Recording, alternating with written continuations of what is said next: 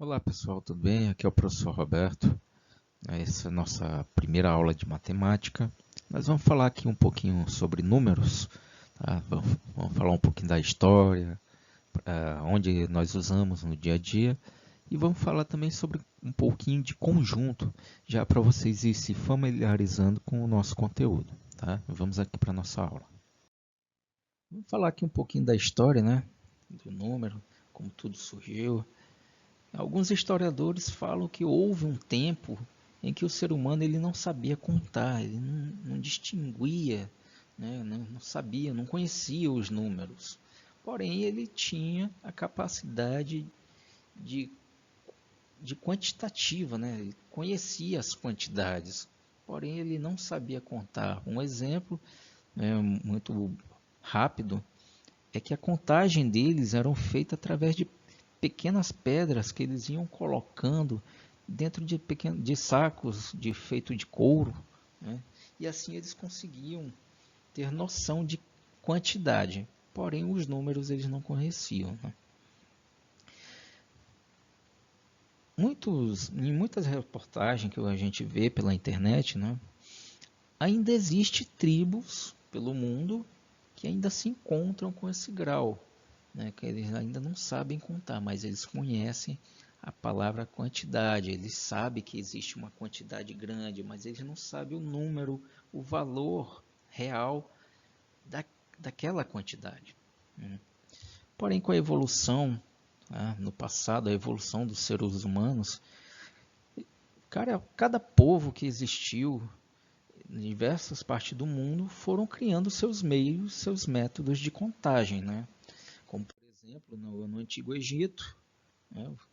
Nós temos aqui aproximadamente 5.000 anos no Egito, usavam estes símbolos para representar os números, né? Nós temos aqui alguns símbolos que foram representados pelos egípcios, tá? 1, 2, 3. Este símbolo aqui valia 10. Cada símbolo tinha sua representação numérica. Para escrever 42.368 era necessário fazer este imenso desenho aqui, né? Temos outros modelos de números do passado, né? Que os árabes, que foram os que conseguiram melhor adequar a numeração para o sistema que nós usamos hoje, né? Hoje em dia, nós usamos os algarismos que foram aperfeiçoados, melhor dizer, né? Foram aperfeiçoados pelos árabes de alguns números que já existiam naquela época, né? Os babilônios, né, eles escreviam os números desta seguinte forma, os maias desta seguinte forma e os romanos, como a maioria já conhece, através de letras, né? Bom, aqui nós temos, né, a escrita dos nossos números no passado, como por exemplo aqui há 300 anos, né, antes de Jesus Cristo nascer, nós já tínhamos essa forma de escrita dos números bem parecida, né? Observe que aqui, ó, nós não tínhamos o zero. Nesse período ainda não existia o zero, né? A história do zero é uma história muito grande, não cabe em uma aula só, né? Mas se você tiver curiosidade e queira descobrir como foi que o zero foi introduzido na nossa numeração, há vários vídeos pela internet, pelo canal do YouTube, a plataforma do YouTube e outros canais de matemática, de história também, que contam um pouquinho da história desse zero, né? Mas observe já em 500 anos depois que Cristo nasceu, como eram feitos os números. Nesse período já havia o acréscimo do zero, né? Mas foram os árabes, por volta de 900 anos depois de Cristo, que começou a modificar estes números e trazer de uma forma que já era bem parecida com o que nós utilizamos hoje, né? Então, os números sofreram ao longo do tempo modificações para chegar na forma que nós utilizamos hoje em dia a dia. Depois da compreensão de como surgiu os números, né, nós vamos falar aqui sobre noções de conjunto e elemento. né? O conjunto numérico, o que seria isso, né? Porque, como eu falei anteriormente, os nossos antepassados, para fazer contagem, eles utilizavam o meio de juntar pedrinhas dentro de sacos feitos de couro, né? E isso já remete ao termo conjunto, né? Porque o que seria o conjunto, né? O conjunto, ele no nosso dia a dia, né? Eu vou dar aqui alguns exemplos. Por exemplo, conjunto de alunos em uma sala de aula. Isso seria o quê? Uma reunião de pessoas, de alunos, né? O conjunto, ele é uma reunião, ele é um agrupamento. É quando você consegue separar quantidades em um local, né? Digamos assim. Mas não precisa ser diretamente em um local, porque se nós elevarmos a nível de escola, o conjunto de alunos dentro de uma escola, esse conjunto aumenta. A quantidade dentro de uma sala é uma, agora a quantidade de alunos dentro da escola total é outra quantidade, e isso forma um novo conjunto, né? Também temos o conjunto de fotos em um álbum. É aquela coleção de fotografia, né, que a gente monta. Geralmente, nossos parentes mais antigos, eles têm, né? Hoje o Facebook está aí para você fazer essa coleção, mas antigamente era tipo um caderno grande, de capa grossa, onde você ia colando as fotografias, né, e ia formando os álbuns. Algumas pessoas ainda utilizam esse método no dia a dia, né, e esse também é um exemplo de conjunto, né? Outro exemplo, o conjunto de atletas de uma equipe de futebol, né? Novamente, eu tenho uma outra referência, né, de quantidade de pessoas, só que agora ela é uma equipe de futebol. Notem que uma equipe de futebol não é uma equipe de aluno, como eu mostrei no primeiro exemplo, que são a quantidade, o conjunto de alunos numa sala de aula. Equipe de futebol são grupos distintos, né? São pessoas que podem ser pessoas iguais, mas podem também ser pessoas diferentes, né?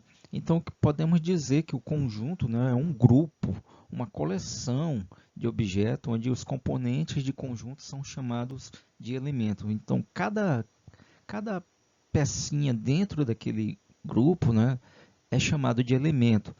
No conjunto de alunos, em uma sala de aula, cada aluno é conhecido como elemento.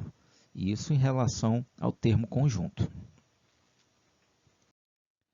Dando continuidade, né? Aqui tem mais um exemplo, o conjunto de dias da semana, segunda, terça, quarta, quinta, sexta, sábado e domingo. Cada elemento desse, né, forma a nossa semana. Também temos o conjunto dos números pares, que é o 0, 2, 4, 6 e 8 e assim por diante. Veja que aqui embaixo, né, nós temos uma reticência. Ó. Isso significa que a gente vai continuar contando para o infinito. Tá? Então, essa contagem ela continua para o infinito. Ok? E o que podemos falar mais? Algumas vezes vocês podem escrever a lista completa dos elementos que formam o conjunto. Então, esse conjunto, quando você consegue terminar de preencher, de contar, por exemplo, o conjunto do dia da semana, ela vai de segunda, né, até domingo e acaba. Não existe digamos, um segundo domingo dentro da semana, da mesma semana, né? Então, esse conjunto é chamado conjunto infinito. Se eu contar de trás para frente, do número 3 até o zero, então eu tenho 3, 2, 1, 0. Acabou. Acabei de contar. Isso significa que eu tenho um conjunto finito, ou seja, que tem fim, né? E outras vezes é possível você fazer os conjuntos infinitos, que no caso ali do conjunto de números pares, como eu vou contar para o infinito, né? Então, ele não vai ter fim e por isso a gente usa os 3 pontinhos e outros métodos que eu vou mostrar mais para frente, tá bom? Bom, a gente está falando de conjunto, mas queremos saber como vamos fazer para representar, né, no nosso caderno esse tipo de conjunto, né? Existem dois meios, tá? Isso que eu vou falar para vocês seria a mesma coisa que um professor lá nos Estados Unidos, na Rússia, na China, onde for. Em qualquer parte do mundo eles vão estar explicando do mesmo modo para os seus alunos, tá? Então, existem dois meios que são os mais utilizados no mundo inteiro, vamos dizer assim, que é o método de explicar, de representar o conjunto é através das chaves, que nós vamos falar agora, e por meio de diagramas, que vamos falar um pouquinho mais à frente, né? Todo mundo já conhece os símbolos de chave, né? Nós temos aqui os símbolos, são esses símbolos, e os conjuntos geralmente vão estar dentro dessas duas chaves, tá? Nesse caso, vamos utilizar a chave entre os quais escrevemos uma propriedade característica dos elementos do conjunto. Essa parte aqui em azul, ele está dizendo que nós vamos representar o conjunto, né, em uma forma de propriedade que caracteriza, né, esses elementos do conjunto. Por exemplo, nós temos aqui embaixo, tá, já o conjunto A. Tá? Geralmente o conjunto ele é representado por uma letra do nosso alfabeto e sempre maiúscula. Tá? E quando eu for ler, eu tenho que ler o conjunto A é igual a X, nesse caso aqui. Essa barrinha em pé aqui se chama tal que. Né? Então, eu tenho o conjunto A igual a X tal que.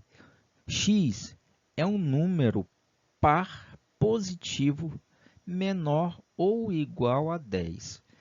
Observe que ele está dentro de um parêntese, de uma chave.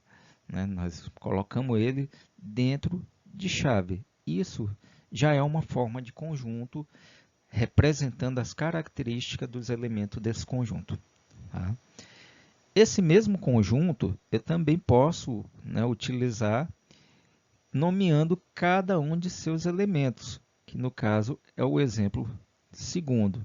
Observe que praticamente está escrito de uma forma mais fácil de interpretar. Para ler, nós vamos ler.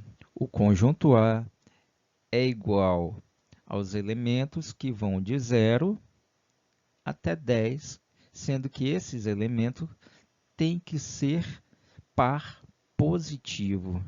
Né? Então, eu tenho 0, 2, 4, 6, 8 e 10. Esses são os números pares positivos. Tá? O outro método que eu iria falar para vocês é o diagrama de Venn, que é este símbolo aqui embaixo. Vou tentar fazer aqui com o mouse, né? Que é esse círculo, essa semicírculo, essa reunião de números aqui. Esse desenho todo é conhecido como diagrama de Venn. Ele é muito utilizado pelos matemáticos, né? E ele é uma forma de representar os conjuntos. O diagrama de Venn foi criado, né, por um inglês em 1880, mais ou menos isso. Né? O nome dele era John Venn. Ele se baseou com a circunferência feita por Euler, né, que foi uma das aulas de matemática que ele teve e juntou com os métodos suíços. Enfim, não vamos entrar em muito detalhe porque senão nós não vamos acabar nossa aula. E ele acabou criando esse diagrama que facilitou a visualização de conjunto. Né? Então, eu tenho aqui a representação através do meio de chave, certo? E eu tenho essa mesma representação feita em diagrama de Venn. Então, eu tenho o conjunto A, que é igual x, tal que x é um número ímpar positivo menor que 10. Ou seja, são todos os números ímpares positivos que vão ser menor do que 10. Então, eu vou ter o número 1, o número 3, o número 5, o número 7 e o número 9 dentro do meu conjunto e aqui representado pelo diagrama. Tudo bem? Também tenho a mesma escrita feita através das chaves. Observe a chave, né? E este número também está sendo representado, né, pelo conjunto A.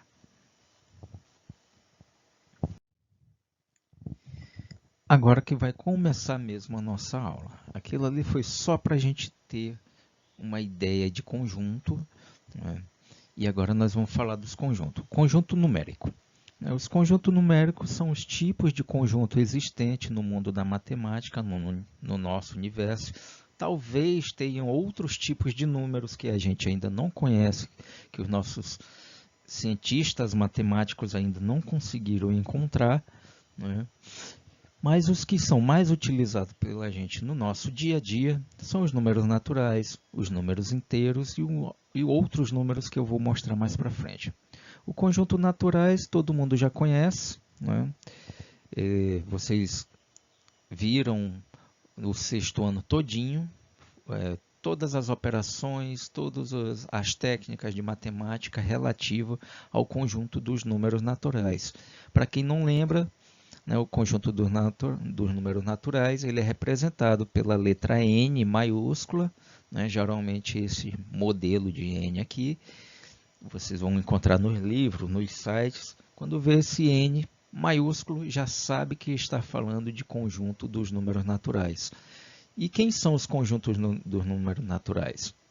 Traduzindo essa simbologia de matemática, nós temos o conjunto dos números naturais é igual aos números positivos, né, que vão de 0 ao infinito positivo. Então, eu tenho 0, 1, 2, 3, 4 e assim por diante, né? Todos esses números são os números naturais. Conjunto dos números inteiros. Para quem não lembra, vocês viram no sétimo ano todas as contas e operações feitas com o conjunto dos números inteiros. O símbolo dele é a letra Z maiúscula, né? E aqui nós temos o conjunto dos números inteiros, que é igual a todos os números negativos, né, ao infinito negativo, melhor dizer, 0 e todos os números positivos. Então, eu tenho aqui todos os números negativos e eu tenho todos os números positivos, incluindo o nosso querido amigo 0. Se não tiver o número 0, não é conjunto inteiro. Tá? Para ser conjunto inteiro, tem que ter todos os números negativos, 0 e todos os números positivos. Continuando aqui, nós temos o conjunto dos números racionais, que é representado pela letra Q. Vocês viram no oitavo ano, né? Vão ver, quer dizer, melhor dizer, porque vocês estão no oitavo ano. Vocês vão começar a ver todo esse conjunto a partir de agora, né? Ele é representado pela letra Q maiúscula e ele tem uma característica específica, né? O conjunto de números reais, ou de números racionais, são todos os números, né? Ou seja, igual, são todos os números que formam através dessa pequena base de informação aqui, ó, que no caso seria A dividido por B. O que seria A dividido por B? Um número dividido por outro número que é diferente, né? Que é diferente, sendo que o A pertence aos conjuntos dos números inteiros e o B também pertence aos números inteiros, com uma diferença. O B jamais vai poder ser o número 0. Né? O A é qualquer número e o B, né, esse que está embaixo aqui, ele vai ser qualquer número dos números inteiros sem o 0. Né? Não pode haver 0. Vou tentar escrever aqui um exemplo. Nós temos o 2 dividido por 3. Tá? esse número é um número racional? Sim, porque eu tenho um número, né, o número 2, dividido por um número 3. Tá? Não repara a letra não, porque eu estou escrevendo com o mouse e fica meio esquisitinho, tá bom? E eu tenho também um outro exemplo aqui, 4 dividido por zero. Eu posso dizer que esta fração, né, ela é um número racional? Não, porque seria o conjunto A. Deixa eu fazer um A mais bonitinho aqui. Nós temos aqui o A dividido por B. O B não pode ser zero. Então, isso aqui não é um conjunto dos números reais. Ele não faz parte dos números reais. Tá? Então, para ficar mais fácil, o conjunto dos números reais é formado por todos os elementos que podem ser escritos na forma de fração. Então, qualquer número escrito na forma de fração, né, pertence aos números racionais. Tá? Nós temos aqui o exemplo de 2/5. Né? Nós temos aqui o número -2, que também faz parte dos números racionais. Por quê? Porque se você for observar, este -2 ele está sendo dividido, né? Eu costumo dizer na minha aula de 7º ano que toda fração ela pode ser dividida pelo número 1. Então, -2 dividido por 1, né? -2 dividido por 1 é igual ao próprio -2. Então, eu não preciso estar escrevendo o o algarismo 1 embaixo desse -2. Por isso, ele representa também um elemento dos números racionais. Outro meio de perceber esse número decimal. Ele também faz parte dos números racionais, porque todo número decimal, né, ele pode ser representado através de fração. O 0,5, né, é o mesmo que 5 dividido por 10. Olha outro aqui, uma dízima periódica. Né? As dízimas periódicas também são números racionais. Por quê? Porque elas também podem ser escritas em forma de fração. Tá? 1 dividido por 3 é a mesma coisa que 0,333. Esse número 3 vai ser repetido para o resto da vida. Tá? Conjunto dos números irracionais. Acho que está meio apagado aqui, mas ele é representado pela letra I maiúsculo. Tá? O conjunto dos números irracionais são números decimais infinitos e não periódicos. Muito cuidado, a dízima periódica ela pode ser infinita, porém ela pode ser escrita em forma de fração, né? Porque existem períodos dentro da escrita dos números racionais. Tá? E ela não pode ser representada por meio de fração, ou seja, o número irracional ele é um número com vírgula, tá? E que nós não conseguimos fazer ela ficar nesta forma aqui para ser chamado de número racional. Né? E irracional por esse fato, já que não conseguimos transformar em forma de fração, não tem como ser chamado de racional, então ele será um número irracional. Geralmente os números irracionais, eles vêm através de uma raiz, né? A raiz de um número. Por exemplo, a raiz de 2, né? A raiz quadrada de 2 é 1,41, 42, 13, 56. Ele vai para o infinito, mas não tem período, impossibilitando a transformação em fração. Né? Raiz de 3 também, raiz de 5. O número π, para quem não conhece esse símbolozinho, ele é chamado de π, o valor dele é 3,14, 15, 92, 65, e também vai para o infinito, e nós não conseguimos transformar em fração. Tá? Enfim, todos os números que tenham vírgula, que não tenham período, são conhecidos como números irracionais. Conjunto dos números reais. O conjunto de números reais ele é representado pela letra R maiúscula. Ok? E o que seria esse conjunto de números reais? Eles são todos os elementos que nós já falamos neste exato momento. Ok? Ele é formado pela reunião de todos os conjuntos numéricos que nós já vimos.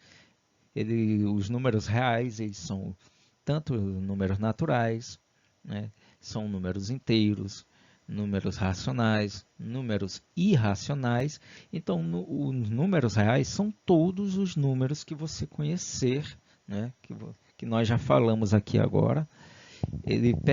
Todos esses números pertencem aos números reais, também conhecido como conjunto universo, que nós vamos falar mais lá para frente, tá ok? Então, essa foi a nossa aula, né? Nossa pequena aula para vocês já irem se acostumando com a plataforma que nós vamos usar daqui até o fim da pandemia, né? Que é uma plataforma online, para vocês já irem se aquecendo no seu conteúdo, né? Que é o conteúdo do 8º ano, ele é um conteúdo um pouquinho puxado, porque ele vem misturando todo esse conhecimento que vocês adquiriram no 6º, no 7º, enfim. Então, ele é uma reunião, né, uma reunião dessas informações, tudo em um lugar e um pouquinho mais que a preparação para o 9º ano. Tá? Então, essa nossa primeira aula, ela é só para a gente ir aquecendo o conhecimento de vocês. E, pessoal, fiquem com Deus. Tá? Obrigado por assistir a nossa aula e até a próxima aula.